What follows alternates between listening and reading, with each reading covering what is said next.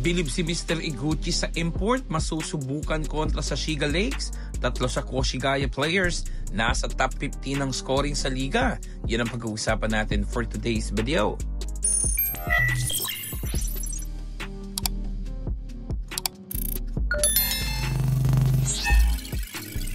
Isang araw na lang at tapatan na ng Koshigaya Alphas at ng Shiga Lakes at mukhang mapapalaban na naman ng gusto ang ating batang si Kai Soto sa mga big man ng Shiga, lalo na si Black Mortam who is averaging 20 points and 8.5 rebounds per game. Pareho sila ni Kai na binubuhat ang team this season at parehong struggling din so far.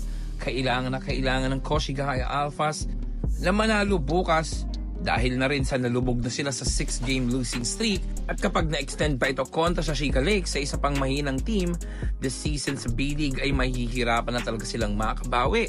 Sa big man position sa liga ngayon ay pasok ang 3 big man ng Koshigaya Alphas sa top 15. Una si Kai averaging 14.3 points, second si Team Suarez at pangatlo naman si Tatang Gibbs pero hindi ito nagre-reflect sa record nila with 6 wins and 17 defeats. Walang problema sa scoring ability ng mga players nila, especially itong 3 ito.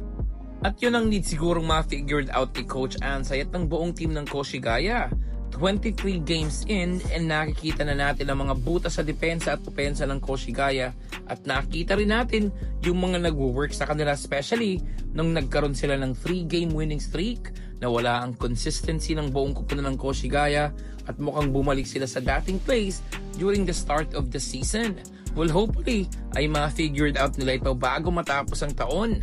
Bilib naman si Moto Basketball Mr. Iguchi sa Pinoy import ng Koshigaya Alphas na si Kai Soto. Medyo bias talaga itong si Mr. Iguchi pagdating sa bata natin dahil nakasubaybay na ito sa kanya simula pa lang nung naglalaro ito for the Yokohama B Corsairs.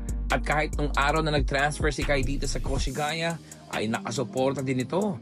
Dati na rin sinabi nitong ni Moto Basketball na nakikita niya si Kai as a future NBA player and ang laki talaga ng potential nito. Mga ilang beses na rin kasi siyang nakapanood ng live games ni Kai Soto at kumbinsido talaga siya na sobrang laki at pwedeng dominahin ni Kai Soto ang Japan B-League.